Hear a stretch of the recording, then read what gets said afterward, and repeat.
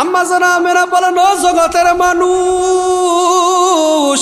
ও জগতের মানুষ, শোনো শোনো শোনো।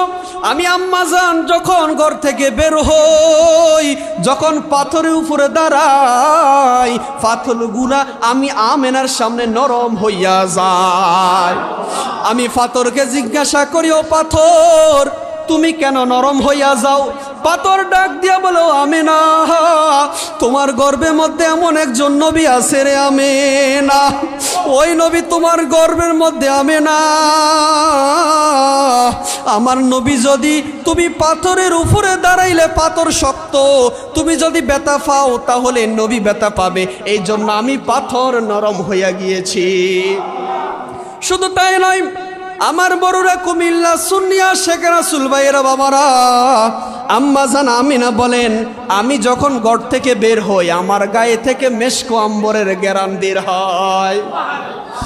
আব্দুল মুত্তালিবের কাছে বিচার গিয়েছে, ও আব্দুল মুত্তালিব, তোমার বৌমা, তোমার তো সন্তান মারা গিয়েছে। মক্কা নগরীতে তখন একটি সময় ছিল যাদের স্বামী মারা যায় তারা সুগন্ধ ব্যবহার করতে পারে না।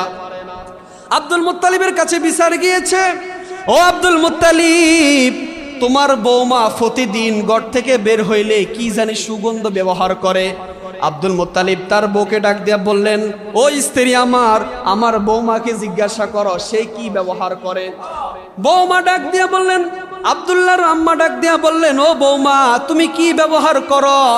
আম্মা জান আমিনা বলেন, খোদার কসম করি বলি, খোদার কসম করি বলি রে মা, আমার গর্ভে যেদিন থেকে আমার সন্তান মুহাম্মাদুর রাসূলুল্লাহ এসেছে, ও মা, আপনি বিশ্বাস করবেন না, বিশ্বাস করবেন না, কে জানি আমাকে রাত্র আইসা বলে, আমেনা, ও আমেনা, তোমার গর্ভের মধ্যে কোনো সাধারণ মানুষ না, তোমার গর্ভের মধ্যে আখিরি জমানার পয়গম্বর।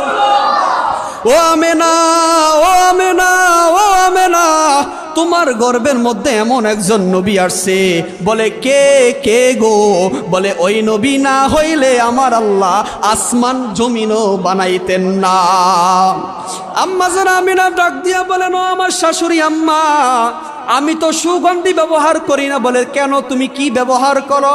বলে, আম্মা জান, আপনি বিশ্বাস করবেন কিনা জানি না, যেদিন থেকে আমার সন্তান মুহাম্মদুর রাসূলুল্লাহ আমার গর্ভে এসেছেন, ওই দিন থেকে আমি রাস্তা দিয়ে যাইলে আমাকে গাছে সালাম দেয়, মাছে সালাম দেয়, বনের পশুরা সালাম দেয়, পাথর নরম হয়ে যায়, আমি আমেনার গায়ে থেকে মেশকো আম্বরের ঘ্রাণ বের হয়। আব্দুল্লাহ ইন্তেকাল করে ফেললেন। যখন আব্দুল মুত্তালিব এই ঘটনা শুনলেন, আব্দুল মুত্তালিব দু চোখের পানি ফেলে দিলেন আর বললেন, ও মা, তুমি কি বলো?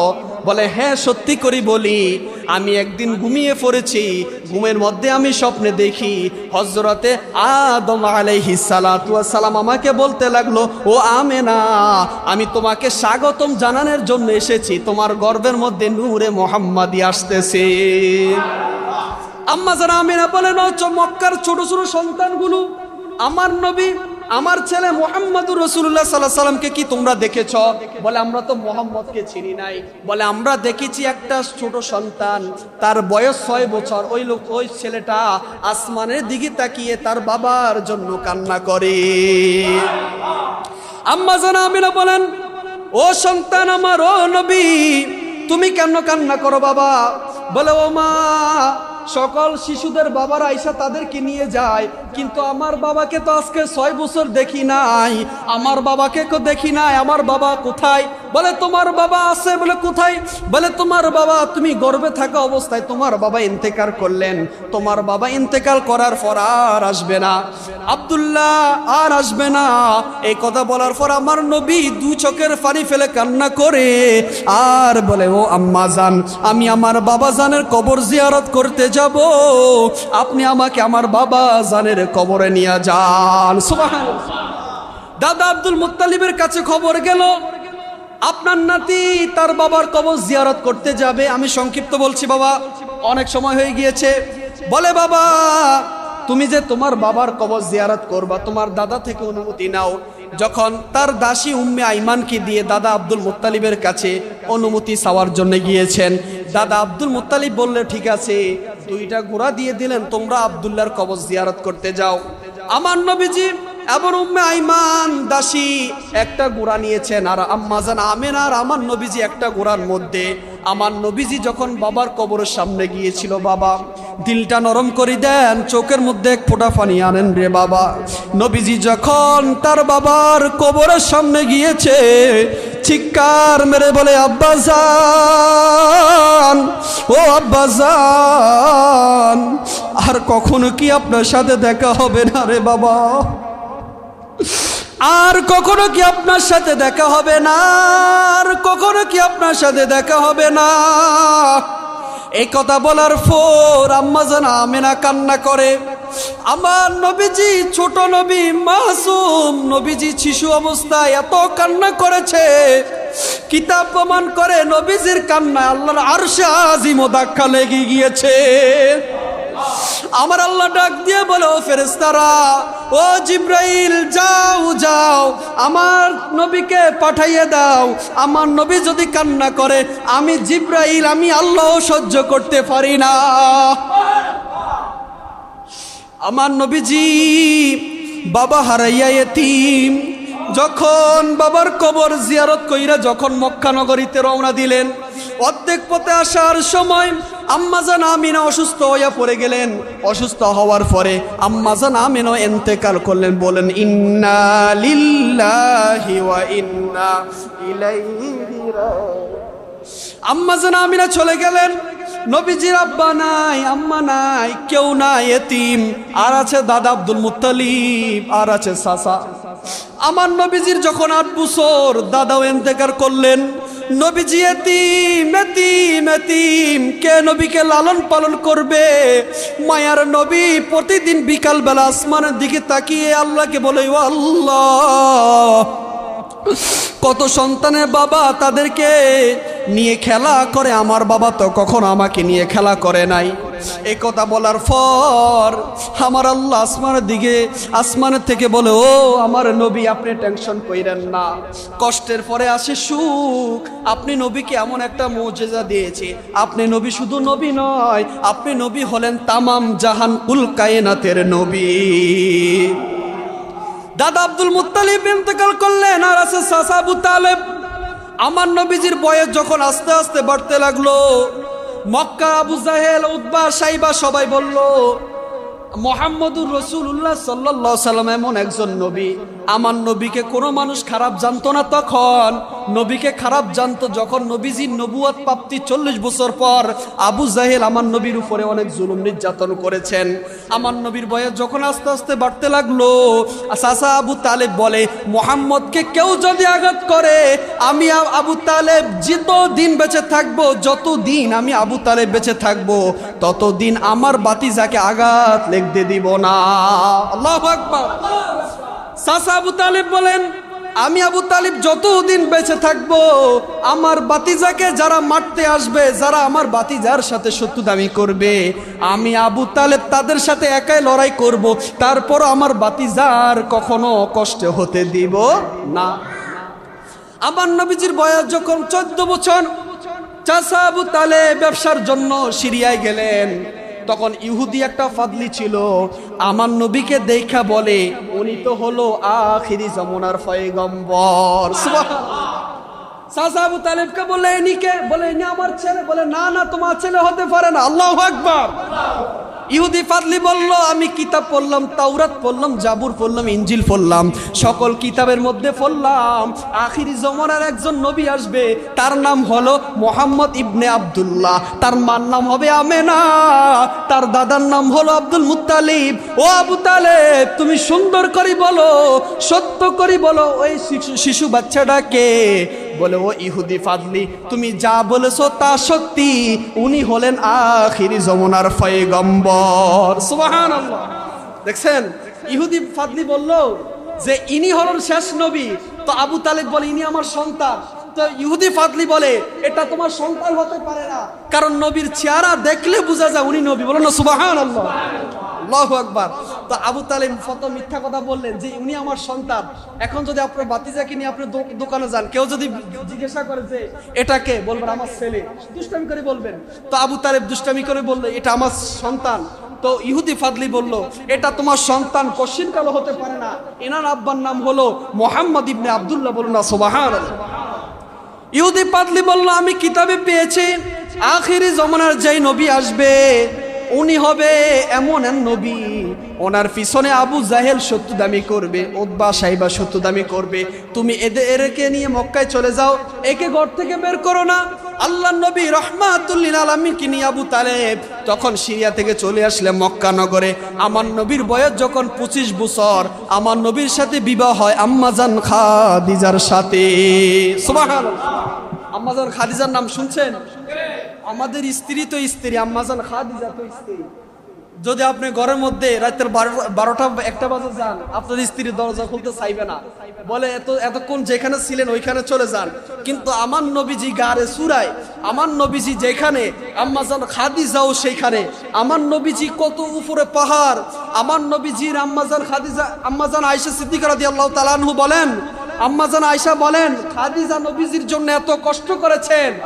খাদিজা ইন্তেকাল করার পর নবীজি বলেন যখন খাদিজাকে দাফন করা হয় সকল সাহাবীরা তাদের বাসায় চলে আসলো, আর নবীজি বলেন যতক্ষণ পর্যন্ত খাদিজার কবরে 3টা প্রশ্নের উত্তর দেওয়া না হবে আমি নবীজি ততক্ষণ পর্যন্ত যাব না। বলুন না সুবহানাল্লাহ। কেমন ভালোবাসলেন। আর আজকে আমাদের ঘরের বিবিরা তো বিবি, ঠিক কিনা বলেন? রাতে 12টা 2টা 1টা বাজে যাইলে বলে দরজা খুলবো না, আছে না নাই? সবাই না, কিছু কিছু আছে।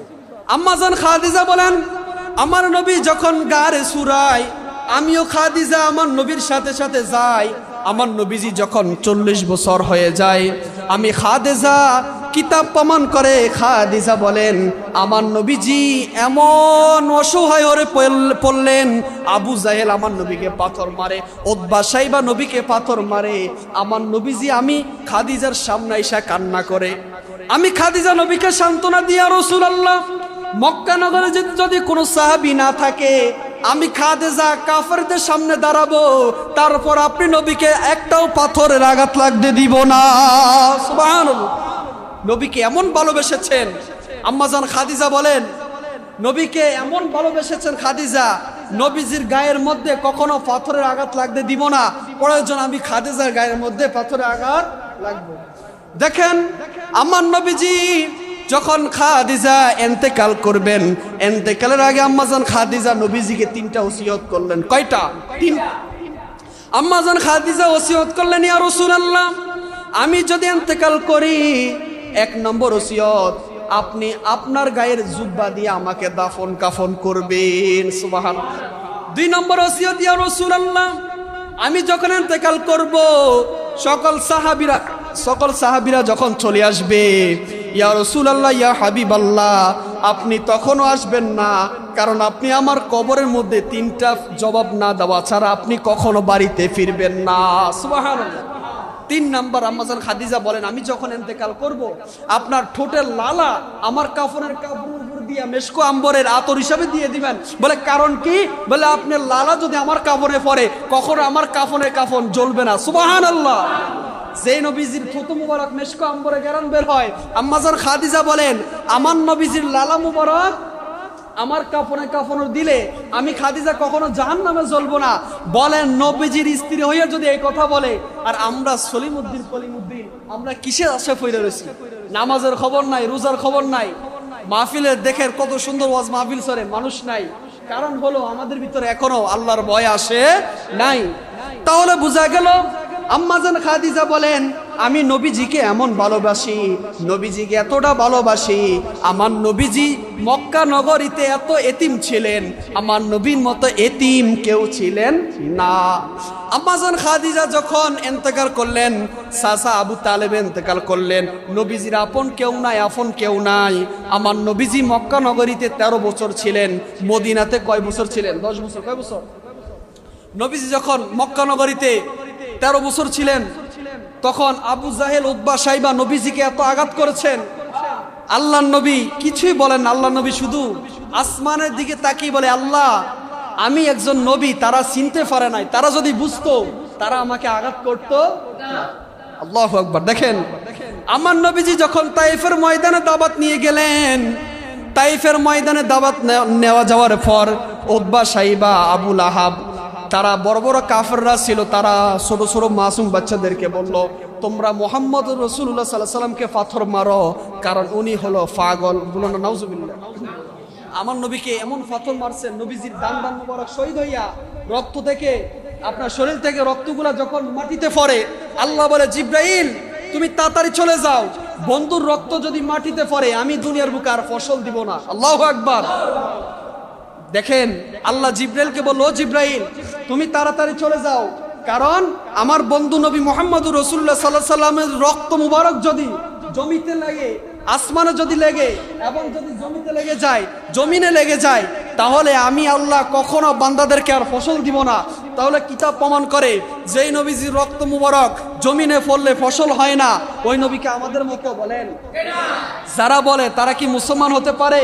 দয়াল নবীর আগমনে, মায়ার নবীর আগমনে আনন্দিত ত্রিভুবন, উল্লাসে মাতিয়ায় উঠে প্রিয় নবীর দুচরণ, উল্লাসে মাতিয়ায় উঠে প্রিয় নবীর দুচরণ। দয়াল নবীর আগমনে, মায়ার নবীর আগমনে আনন্দিত ত্রিভুবন, উল্লাসে মাতিয়ায় উঠে প্রিয় নবীর দুচরণ। নারে তাকবীর, জোরে নারে তাকবীর, নারে রিসালাত, অবিরত খুশির নারা দিচ্ছে সৃজন কোল, ববের মাঝে ফেয়ে তারা মুহাম্মদের রাসূল। বলেন সুবহানাল্লাহ। অবিরত খুশির নারা দিচ্ছে সৃজন কোল, ববের মাঝে ফেয়ে তারা মুহাম্মদের রাসূল। মারহাবা মারহাবা দনি, মারহাবা মারহাবা দনি জিগির হলো সারাক্ষণ, উল্লাসে মাতিয়ায় উঠে পেয়ে নবীর দুচরণ, উল্লাসে মাটিয়ায় উঠে পেয়ে নবীর দুচরণ। মা আমেনা বলে সেদিন তিনটি পতাকা, পূর্ব পশ্চিম কাবার চাঁদে দিয়েছিল দেখা। সুবহানাল্লাহ বলেন। মা আমেনা বলে সেদিন তিনটি পতাকা, পূর্ব পশ্চিম কাবার চাঁদে দিয়েছিল দেখা। আসলেন নবী পোশাকে পরা, আসলেন নবী পোশাকে পরা, সুরমা লাগা দুই নয়ন, উল্লাসে মাতিয়ায় উঠে প্রিয় নবীর দুচরণ, উল্লাসে মাতিয়ায় উঠে প্রিয় নবীর। জান্নাত হতে হাওয়া আসিয়া মরিয়ম হাজেরা, মিলাদুন নবী করতে পালন আসিল তারা। সবাই মিলে গাই গুণগান, গাই গুণগান, গাই গুণগান, সবাই মিলে গাই গুণগান করি নবীর দুচরণ, উল্লাসে মাতিয়ায় উঠে পেয়ে নবীর দুচরণ। সকলে বলি মারহাবা। বলেন নাতে রাসূল বলে কি খারাপ লাগে? ভালো লাগেনি? বলেন বলেন এসো সবাই পালন করি মিলাদুন নবী, বলো এসো সবাই পালন করি। বাবা খোদার কসম একটা জবান বন্ধ রাখবে না, যারা পারেন না গুনগুনান, আমার মদিনার নবী তাকিয়েছে, বলুন মারহাবা। যারা পারেন না একটু গুনগুনান, যদি আল্লাহ আপনাদের আমাদের সবাইকে যদি কবুল করে ফেলে, আমাদের বিশ্বাস নবী আমাদেরকে দিদার দেবে ইনশাআল্লাহ। এসো সবাই পালন করি মিলাদুন নবী, বলো এসো সবাই পালন করি। নবীজি শ্রেষ্ঠ নিয়ামত কোরআনে পাবি, নবীজি শ্রেষ্ঠ নিয়ামত কোরআনে পাবি, এসো সবাই পালন করি মিলাদুন নবী, বলো এসো সবাই পালন করি। নবীজি শ্রেষ্ঠ নিয়ামত কোরআনে পাবি, নবীজি শ্রেষ্ঠ নিয়ামত কোরআনে পাবি, এসো সবাই পালন করি। আবু লাহাব কাফের হইয়া মিলাদুন নবীর খুশি হইয়া, আবু লাহাব কাফের হইয়া মিলাদুন নবীর খুশি হইয়া, কবরতে পাইল শান্তি হাদিস বুখারী, কবরতে পাইল শান্তি হাদিস বুখারী, এসো সবাই পালন করি মিলাদুন নবী, বলো এসো সবাই পালন করি। নবীজি শ্রেষ্ঠ নিয়ামত কোরআনে পাবি, নবীজি শ্রেষ্ঠ নিয়ামত কোরআনে পাবি। এসো সবাই পালন করি, সবাই এসো সবাই পালন করি। নবীজি শ্রেষ্ঠ নিয়ামত কোরআনে পাবি, নবীজি শ্রেষ্ঠ নিয়ামত কোরআনে পাবি। এসো সবাই পালন করি। আপনাদের কি কষ্ট হয়? আর অল্প অতক্ষণ সময় দিন, ইনশাআল্লাহ আধা ঘন্টার মধ্যে আমরা শেষ করে দিব। তো দেখেন আমি কোন কথায় আসলাম। আম্মাজান খাদিজা যখন চলে গেলেন, আমার নবীজি এত কষ্ট পেলেন, আমার নবীজির কেউ নাই, চাচা আবু তালেবও চলে গেলেন। আল্লাহ নবীকে এত নির্যাতন করেছেন মক্কার কাফের বেঈমানরা, উতবা সাইবা আবু জাহেল ঘোষণা দিয়ে দিল যে তোমরা যদি মুহাম্মদের গর্দান আনতে পারো আমরা তোমাদেরকে 300 উট দিব। বলুন নাউজুবিল্লাহ। আবু জাহেল যখন ঘোষণা দিয়ে দিলেন তোমরা যদি মুহাম্মাদুর রাসূলুল্লাহ সাল্লাল্লাহু আলাইহি ওয়াসাল্লামকে যদি আনি দিতে পারো আমরা তোমাকে 300 উট দিব। এক বিয়াদব এক কাফের এই কথা শোনার পর আমার নবীজির গর্দান আনার জন্য গিয়েছে। বলুন নাউজুবিল্লাহ। হযরত ওমরের কাহিনী শুনেন। হযরত ওমর ফারুক রাদিয়াল্লাহু তাআলা আনহু এমন সাহাবী ছিলেন যিনাকে দেখলে শয়তান পর্যন্ত ভয় পায়। হযরত ওমর বলেন আমি আমার নবীজির গর্দান আনার জন্য মদিনায় যাই, মক্কায় যাই। তার বন্ধুর সাথে দেখা হলো। তার বন্ধু বলে ওমর তুমি মুহাম্মদের গর্দান আনার দরকার নাই, তোমার ঘরে যাও, তোমার বোন বগ্নিপতিরা কালিমা পড়ে মুসলমান হয়ে গিয়েছে। হযরত ওমর ঘরে গেলেন, যাইয়া দেখে তার বোন কোরআন শরীফ পড়ে। বলে ও বোন তুমি কোরআন শরীফ পড়ো কেন? মুহাম্মদের কালিমার মধ্যে কি মধু আছে? বোন বলে ভাই তুমি তো নাফাক, তুমি বুঝবা না। সুবহানাল্লাহ। বোন বলে ভাই তুমি নাফাক, তুমি বুঝবা না। বলে কি করতে হবে? বলে তুমি ওযু করে আসো। তার বোনকে এমন মাইর দিলেন, রক্তাক্ত করে ফেললেন। যখন আমার নবীজি হাত তুলে আল্লাহকে বললেন আল্লাহ ইসলামের জন্য ওমরকে কবুল করেন আর না হয় আবু জাহেলকে কবুল করেন। আমার আল্লাহ নবীজির দোয়া খালি ফিরাইয়া দেন নাই, আমার আল্লাহ ওমরকে ইসলামের জন্য কবুল করেছেন। হযরত ওমর কোরআন শরীফ খুললেন আর বললেন আল হক তুমাল হক। কোরআন শরীফ পড়তে লাগে। হযরত ওমর বলে আমার কাছে এত ভালো লাগে। হযরত ওমর বলে আমি মুহাম্মদুর রাসূলুল্লাহ সাল্লাল্লাহু আলাইহি সাল্লামের গর্দান আনার জন্য মক্কায় যাই, আর কখনো যাব না। হযরত ওমর নবীর সামনে এসে বলে ইয়া রাসূলুল্লাহ, ইয়া হাবিবাল্লাহ, নবীজি বেয়াদবি মাফ করবেন, আপনার হাতে হাত রাইখা আমি ওমরকে মুসলমান বানাইয়া দেন। আল্লাহু আকবার বলেন না। ওয়াজ কি খারাপ লাগে বাবা? ছেড়ে দিব চলবে না, আর কতক্ষণ চলক নাকি? হযরত ওমর বলেন আপনি আমার হাতে হাত রাইখা আপনি আমাকে মুসলমান বানাইয়া দেন, কারণ এমন একজন নবী দুনিয়ার বুকে এসেছেন যেই নবীর চেহারা মুবারকের দিকে তাকাইলে ক্ষুধা নিবারণ হয়ে যাইতো। শুধু তাই নয়, আমার বড়ুরা সুন্নি মুসলমান ভাইরা শুনেন, আল্লাহ নবী রাহমাতুল লিল আলামিন, আল্লাহ রাব্বুল আলামিন মুমিনের জন্য রহমত হিসেবে পাঠাইছেন। দেখবেন কিছু আশেক রাসূল আছে নবীজির নাম শুনলে তারা পাগল হয়ে যায়। নবীজির 63 বছরের কষ্টের জীবনী শুনলে তারা কান্না ধরে রাখতে পারে নাই। আবার যখন ঈদে মিলাদুন নবী আসে তারা পাগল হয়ে যায়। আবার কিছু মুসলমান আছে, দাড়িও আছে, টুপিও আছে, তারা মিলাদুন নবীর মাস আসলে তাদের মুখ বেজার হয়ে যায়। এমন মুসলমান আমাদের বড়ুরা কলাখালে আছে না নাই? কইলে কি খারাপ হইব বাবা? আবার যাইতে সময় আমরা ধরেনি আবার। হ্যাঁ, যারা আশিক রাসূল, যারা নবীর প্রেমিক, আমি মাঝে মধ্যে ওয়াজ মাহফিলে যাই বলি যে আমি কলাখাল জুমা পড়াই। যখন ওয়াজ করে আশিক রাসূলের যারা সুবহানাল্লাহ বলে তাদের চেহারার দিকে তাকাইলে বোঝা যায় তারা নবীর প্রেমিক, তারা আশিক রাসূল। মারহাবা বলেন, মারহাবা। যারা নবীর প্রেমিক, যারা আশিক রাসূল, তাদের চেহারার দিকে তাকাইলে বোঝা যায় এই লোকটা নবীর প্রেমিক। কলাখাল মানুষের টাকা পয়সা নাই, অনেক গরিব আমি জানি, তারপর তারা মিলাদুন নবীর মাহফিলে দান করে, তারা কোনো অনুষ্ঠান বাদ রাখে না। এটাই আশিক রাসূল পরিচয়, এরাই হলো মুমিন। কথা বলুন ঠিক কিনা?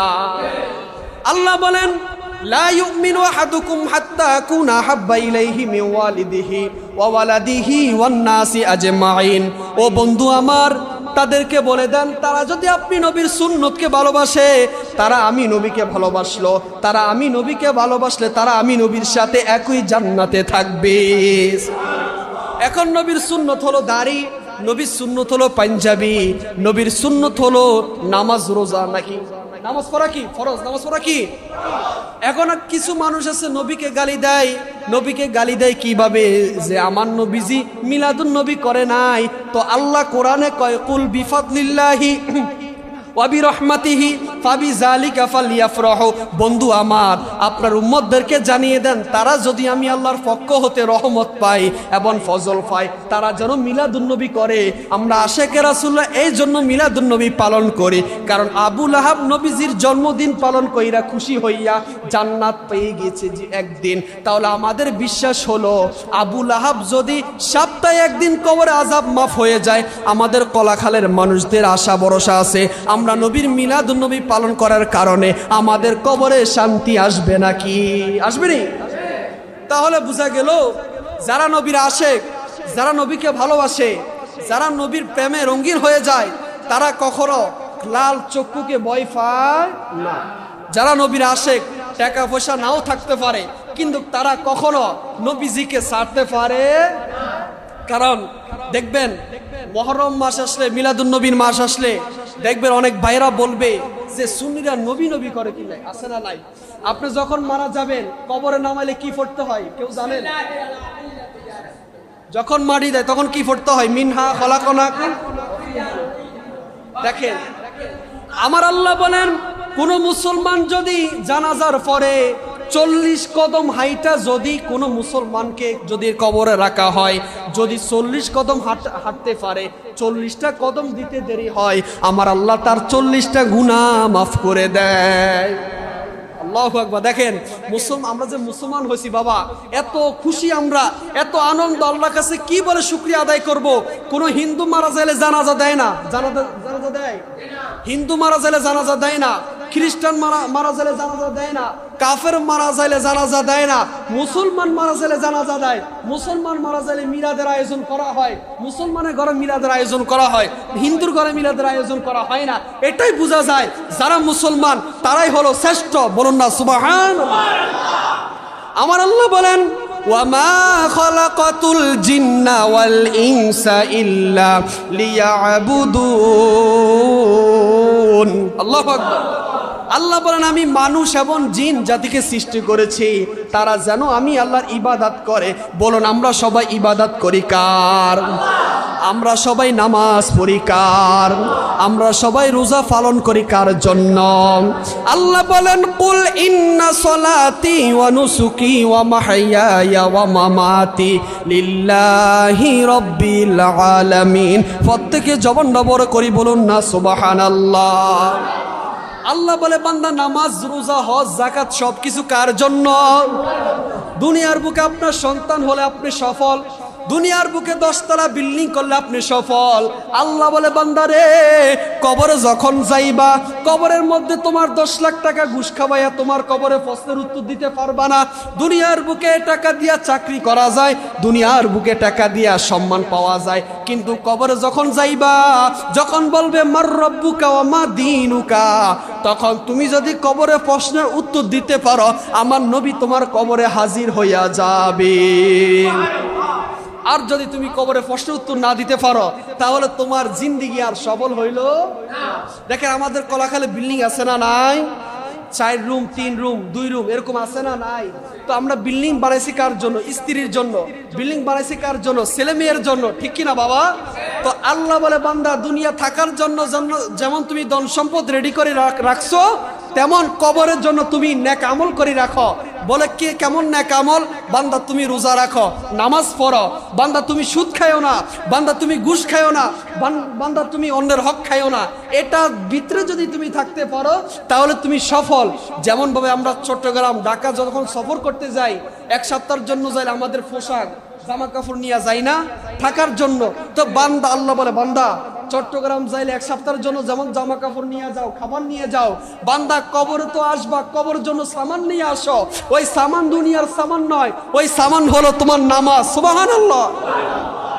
এভাবে কেউ ওয়াজ করে শোনাবে? বলেন এইভাবে বুঝায়, তারপর যদি নামাজ না পড়েন তাহলে করার কিছুই নাই। আমার বিশ্বাস কলাখালের মা বোনের অনেক ভালো, ঠিক কিনা বলেন? এখানে এমন কেউ আসেনি যে বউকে মারেন? আসেননি? আছেন, মাঝেও দুই একজন আছে। তো কেউ বউকে মারবে না, কারণ স্ত্রী হলো আপনার জন্য নিয়ামত। স্বামীর জন্য বিবি নিয়ামত, বিবির জন্য স্বামী নিয়ামত। কখনো স্ত্রীর গায়ে হাত তুলবেন না, কারণ মহিলার অনেক নরম মানুষ। আল্লাহ নবী কখনো স্ত্রীদেরকে ধমক দেন নাই, বিবিদেরকে ধমক দেন না। আম্মা জান ফাতেমা বলেন, ইয়া রাসূলুল্লাহ, আমার স্বামী মাওলায়ে আলী, তার তো টাকা পয়সা নাই, ধন সম্পদ নাই। আমার নবী বলেন, আমি টাকা পয়সা ধন সম্পদওয়ালা লোকের সাথে তোমাকে বিবাহ দিই নাই, আমি দেখেছি তার ভিতরে আল্লাহর ভয় আছে কিনা। সুবহানাল্লাহ। মাওলা দুনিয়ার বুকে এমন একজন মানুষকে আল্লাহ খানে কাবার মধ্যে, কাবা ঘরের মধ্যে জন্ম দিয়েছেন, উনি হলেন শেরে খুদা মাওলায়ে আলী। বলুন না সুবহানাল্লাহ। আমার নবী বলেন, আমি হলাম এলেমের শহর, সেই শহরের দরজা হলো আমার মাওলায়ে আলী। বলুন না সুবহানাল্লাহ। মাওলায়ে আলীকে যখন কাফেররা দেখতো এমন ভয় পাইতো, মাওলায়ে আলীকে যখন কাফের দেখতো কাফেররা সামনে যাইতো না। মাওলায়ে আলী ছিলেন এমন একজন আলী, যে আলীকে দেখলে কাফেররা ভয় পাইতো, যে আলীকে দেখলে সকল মানুষ ভয় পাইতো। তাহলে বুঝে গেছে, যদি ভিতরে ঈমান থাকে তাহলে শয়তানও দেখলে ঈমানদারকে ভয় পায়। তাহলে বুঝা গেল নবীজির আগমন আসলে, নবীজির আগমনের মাস আসলে যারা আশিকে রাসূল, যারা ঈমানদার, তারা খুশি হয়। যেহেতু কালকে আমাদের জুমা, তা কালকে আবার আলোচনা হবে, তো আমি সংক্ষিপ্তভাবে বলি। দেখেন, আম্মা জান আয়েশা বলেন, আমার নবীজি এমন নবী ছিলেন, আমি আয়েশা একদিন সুই দিয়া আমি কাপড় চোপড় সিলাইতেছিলাম, আমার হাত থেকে সুইটা পড়ে গেল, আমি আর পাইলাম না। এমন সময় আমার নবীজি আমার ঘরে আসলেন। আমার ঘরে আসার সাথে সাথে নবীজির চেহারা মুবারকের আলোতে আমার সুইটা দেখতে পেলাম। সুবহানাল্লাহ। তো আমার নবীজি যে নূরের নবী, হায়াতুন নবী, জিন্দা নবী, এখানে আর কোনো সন্দেহ আছে? হযরত আবু হুরায়রা বলেন, আমার নবীজির চেহারার দিকে আমি একবার তাকাইলাম, চাঁদের দিকে একবার তাকাইলাম, আমি দেখতে পেলাম আসমানের চাঁদ কি সুন্দর, তার থেকে দ্বিগুণ, তার থেকে কোটি কোটি গুণ আমার নবী সুন্দর। সুবহানাল্লাহ। দেখেন, রাত্র 2টা-3টা বাজে যখন আপনি বাইরে বের হন, দেখবেন আকাশের যে চাঁদ, তারকার আলোতে আমরা কিছু হট দেখি। কিন্তু হযরত আবু হুরায়রা বলেন, আমি যখন রাস্তা দিয়ে বের হই, আমি দেখতে পাই আমার নবীজির চেহারা মুবারকের আলোতে অন্ধকার পর্যন্ত আলোকিত হয়ে যায়। বলেন না সুবহানাল্লাহ। ওই নবীকে পেয়ে যারা মুমিন, যারা আশিক রাসূল, তারাই খুশি হবে, আর বাকিরা বেজার থাকবে, ঠিক কিনা? এখন আসুন আমরা নবীজির শেষের দিকে চলে যাই। আমার নবীজি যখন ইন্তেকাল করবেন, নবীজির একজন সাহাবী ছিল, যিনার নাম হলো হযরতে বেলাল। নাম কি? হযরতে বেলাল। বেলালের আলোচনাটা শুনেন 15 মিনিট সময়। হযরতে বেলাল এমন পাগল সাহাবী ছিলেন, তার ঘরবাড়ি ছিলেন না, এত গরিব ছিলেন, তার কাছে কেউ মেয়ে বিবাহ দেয় না, এত কালো, কুচকুচে কালো। কিন্তু হযরতে বেলাল যখন মাইকের সামনে যখন আজান দেয়, ডাইনে 41 কিলোমিটার, বামে 41 কিলোমিটার, সামনে 41 কিলোমিটার, উপরে আরশে আজিম। সুবহানাল্লাহ। আমাদের মুয়াজ্জিন গুলা যখন আজান দেয়, যদি 100 গা মাইক লাগান, হাইস্টে কত দূর যাবে? 10 কিলো 20 কিলো। আর 2টা মাইক লাগালে 1 কিলো যায় না। কিন্তু হযরতে বেলাল, তখন তো মাইক ছিল না, হযরতে বেলাল যখন আশহাদু আন্না মুহাম্মাদুর রাসূলুল্লাহ বলতো, মক্কা নগরে যারা নবীর আশিক সাহাবীরা ছিল, তারা কান্নার রুল পড়ে গেল। হায়রে, হযরতে বেলাল যখন নবীর নাম নিত, এত মধুর কণ্ঠ, এত সুন্দর কণ্ঠ, হযরতে বেলাল আজান দিত, ডাইনে 41 কিলোমিটার চলে যাইতো। যেদিন হযরতে বেলাল আজান না দিত, ওই দিন সুবহে সাদিকও হইতো না। সুবহানাল্লাহ। আমার নবীজি জান্নাতে গেলেন, আমার নবীজি জান্নাতে যাইয়া একজন মানুষের হাঁটার আওয়াজ শুনতে পেলেন। জিব্রাইলকে বললেন, ভাই জিব্রাইল, আমি যে জান্নাতে আসছি, জান্নাতে একজন মানুষের হাঁটার আওয়াজ শুনতে পাই, ওই মানুষটাকে? বলে, ইয়া রাসূলুল্লাহ, ইয়া হাবিবাল্লাহ, এই লোক কোনো সাধারণ লোক না, এই লোক হলো আপনার বেলাল। বলুন না সুবহানাল্লাহ। তো বেলালের মতো আমাদের ঈমানকে মজবুত করতে হবে না ইনশাআল্লাহ? দেখেন বন্ধুগণ আমার, হযরতে বেলালে হাবশী রাদিয়াল্লাহু তাআলা আনহু কেমন সাহাবী ছিলেন। আমার নবীজি ইন্তেকাল করলেন, ইন্তেকালের পর হযরতে বেলাল ব্যথায় ব্যথিত হইয়া দামেস্কের দিকে চলে গেলেন। 6 মাস হয়ে গেল হযরতে বেলাল মদিনায় আসেন না। আমার নবী রাহমাতুল লিল আলামিন বেলালকে স্বপ্ন দেখায়, ও বেলাল, তুমি কি আমি নবীকে ভুইলা গেছো? হযরতে বেলাল বলেন, লাব্বাইকা ইয়া রাসূলুল্লাহ, আমি আপনাকে ভুলি নাই। যদি আমি মসজিদে নববীতে থাকি, আমি যদি আজান দিই, যদি আপনি নবী যদি ইমামতি না করেন, আমি বেলাল সহ্য করতে পারবো না। হে আমার সুন্নি ভাইরা, আশিক রাসূল ভাইরা, শুনেন, আমার নবী স্বপ্নে দেখায়, ও বেলাল, তুমি কেন মদিনায় থেকে চলে গেছো? সকল সাহাবীদের কণ্ঠেরা সালাম শুনি, সকল সাহাবীরা আমার রওজার সামনে আইসা আসসালাতু ওয়াসসালামু আলাইকা ইয়া রাসূলুল্লাহ বলে, কিন্তু তোমার মুখের সালাম আমি শুনি না, তুমি কি আমার সাথে রাগ করেছ? হযরতে বেলাল স্বপ্ন দেখার পর হাউ মাউ করে চিৎকার করে কান্না করে পরের দিন দামেস্কে থেকে হাইটা হাইটা মদিনাতুল মুনাওয়ারা চলে আসলেন। আসার পর সকল সাহাবীরা বলতে লাগলেন, হযরতে বেলাল আসছে, মনে হয় আমার নবী আসছে। সুবহানাল্লাহ। হযরতে বেলাল যখন নবীজির রওজার সামনে যাইয়া আসসালাতু ওয়াসসালামু আলাইকা ইয়া রাসূলুল্লাহ বলে, আর সকল সাহাবীরা বলে, ও আশিক রাসূলেরা রে, সকল সাহাবীরা বলে, যেহেতু বেলাল আসছে, যেহেতু মুয়াজ্জিন আসছে, মনে হয় আমার নবীও আসবে। আল্লাহু আকবার। সকল সাহাবীরা, আবু বকর এমন সাহাবী ছিলেন, ওমর, যে ওমরকে দেখলে ইবলিস পর্যন্ত ভয় পাইতো, ওই ওমর কান্না করতে করতে মদিনায় বাসায় দিলেন। আর ওমর বললেন, যে ব্যক্তি বলবো আমার নবী মারা গেছে তার গর্দন আমি কেটে ফেলবো। বলুন না সুবহানাল্লাহ। বলে আমার নবী মরে নাই, আমার নবী জিন্দা। বলে কেন? বলে আমার নবী দুনিয়াতে নাই, তারপর নবী রওজা থেকে কলাকাল মুসলমানেরা কি করে আমার নবী স্বয়ং নিজে শুনতে পায়, নিজে দেখতে পায়। বলুন সুবহানাল্লাহ। হযরতে বেলাল বলেন, ও সাহাবীরা, আমি মদিনায় থাকতে আসি নাই, আমার নবীজি আমাকে স্বপ্ন দেখাইছে। ও বেলাল, তুমি কেন আসো না? আমি এই জন্য নবীর রওজার সামনে আইসা আসসালাতু ওয়াসসালামু আলাইকা ইয়া রাসূলুল্লাহ বলতে আসলাম। এই কথা বলার পর ইমাম হাসান হুসাইন আসলো আর বলল, ও বেলাল, তুমি একটু আজান দাও, একটু আজান দাও, তুমি আজান দিলে মনে হয় আমার নানা আসবে। ইমাম হাসান হুসাইন যখন বেলালের হাত বাড়াই ধরলেন, বেলাল চোখের পানি ছেড়ে বললেন, ও নাতিরা রে, তোমরা যখন আমার নবীর কাছে আবদার করতা, আমার নবী কখনো তোমার আবদার ফেলতো না। আমি বেলাল যদি তোমার কথা মতো যদি আজান না দিই, হাসরের ময়দানে আমি বেলালের কি অবস্থা হবে?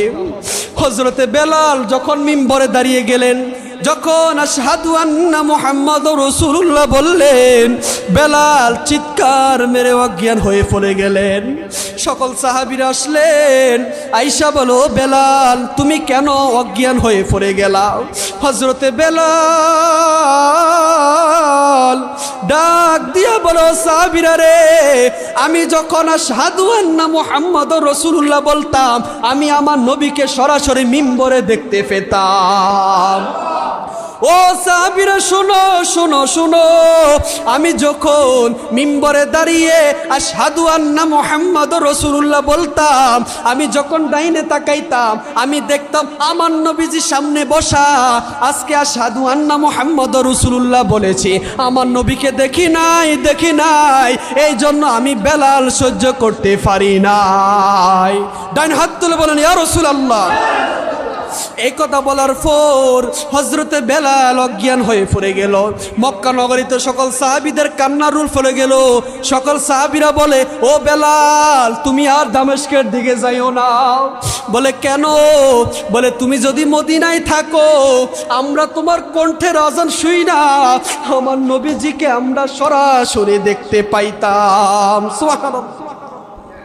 কিতাব প্রমাণ করে হযরতে বেলাল এমন কালো ছিল, হযরতে বেলাল যখন নবীর নাম মুবারক বলতো, মক্কার কাফেররা পাগল পারা হইয়া যাইত। নবীর নাম যখন হযরতে বেলাল যখন নবীর নাম মুবারক বলতো, আবু বকর চিৎকার মেরে উঠতেন। নবীর নাম মুবারক যখন ওমর শুনতো, এত গরম সাহাবী যখন ওমর শুনতো, চিৎকার মেরে উঠতেন আর বলতেন, যতদিন পর্যন্ত আমার নবী না আসবে, ততদিন পর্যন্ত আমি বেলাল আর আসবো না। আল্লাহু আকবার। সকল সাহাবীরা কান্নার রোল পড়ে গেল আর বলতে লাগলো, বেলাল তুমি আর কখনো দামেস্কের দিকে যাইও না, তুমি যদি মদিনায় থাকো তাহলে আমরা সবাই তোমার কণ্ঠের আজান শুই না, নবীজির কথা স্মরণ রাখবো। সুবহানাল্লাহ। বেলাল চিৎকার মেরে ব্যথায় ব্যথিত হইয়া গেল। বেলাল ডাক দিয়া বলো, আশেক রাসূলের আরে ও আবু বকর, তুমি কি আমাকে নবীকে আইনা দিতে পারবানি? যদি তুমি আমাকে নবীকে আইনা দিতে পারো, আমি আর কখনো দামেস্কের দিকে যাব না। আবু বকর কান্না করতে করতে আবু বকর অজ্ঞান হয়ে গেল। তার মানে বোঝা গেল সাহাবীরা যেমন নবীকে ভালোবেসেছে, আমরা আশেকে রাসূল যদি নবীকে এমন ভাবে ভালোবাসি, আমাদেরকে আমার নবী হাসর ময়দানে সুপারিশ করবে, ঠিক কি না?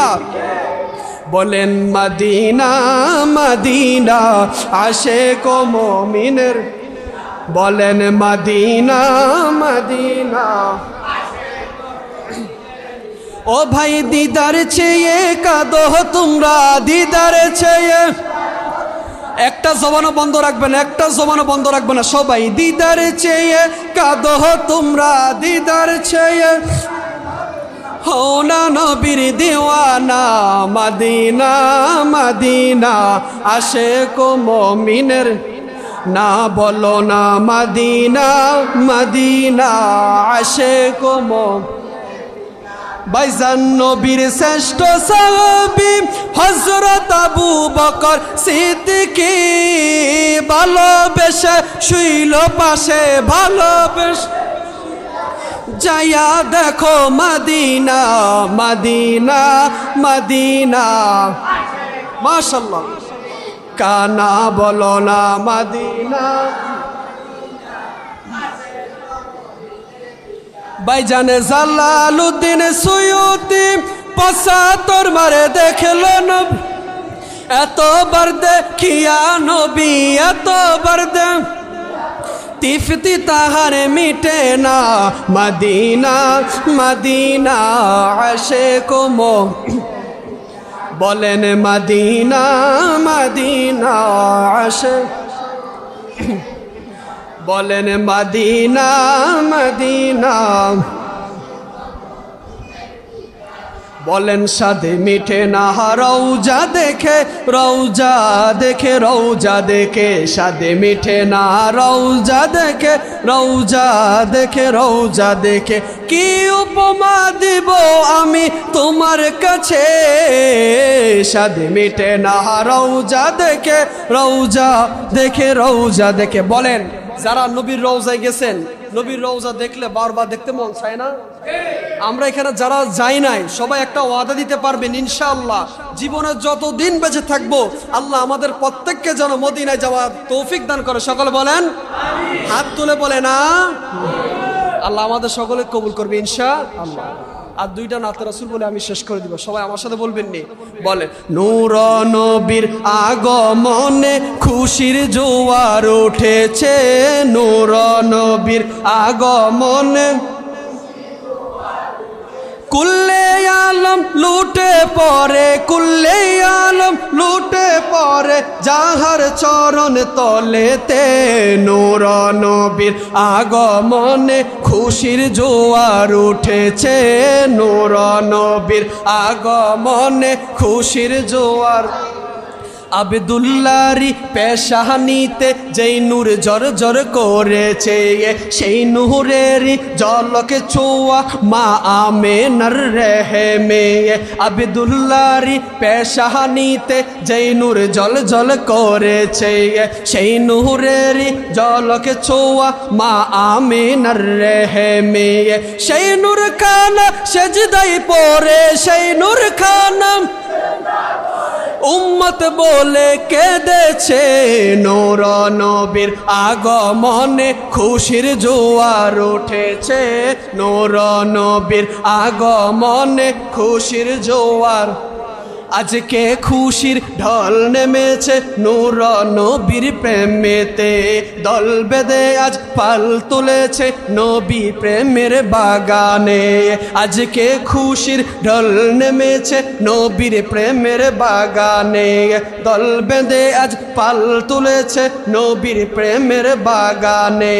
মোদের জীবন বিলিয়ে দিব, মোদের জীবন সবাই একসাথে, মোদের জীবন বিলিয়ে দেব মায়ার নবীর প্রেমেতে, দয়াল নবীর আগমনে আনন্দিত ত্রিভুবন, মায়ার নবীর আগমনে খুশির জোয়ার উঠেছে, দয়াল নবীর আগমনে খুশির জোয়ার।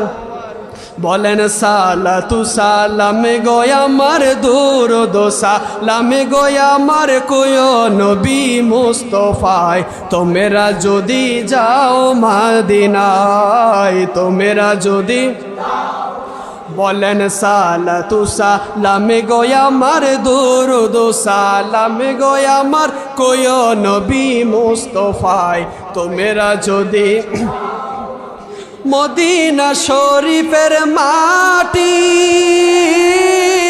আমার চোখে বুকে মুখে মাখিও, বলেন মদিনা শরীফের মাটি আমার চোখে মুখে বুকে মাখিও, এমন পবিত্র মাটির রওয়া যায়, তোমরা যদি যাও। আশিক রাসূল ভাইরা ফানা হন, বলেন সালাতু সালামে গোয়া আমার দুরুদ সালামে গোয়া আমার কোয় নবী মুস্তফায়, তোমরা যদি যাও মদিনা শরীফের মাঝে নূরের একটি বাগান আছে, ও সেই বাগানে খুতবা দিতেন, সেই বাগানে খুতবা দিতেন মুহাম্মদে মুস্তফা, তোমরা যদি যাও মদিনায়, তোমরা যদি, সবাই সালাতু সালামে গোয়া আমার দুরুদ সালামে গোয়া আমার কোয় নবী মুস্তফায়, তোমরা যদি যাও।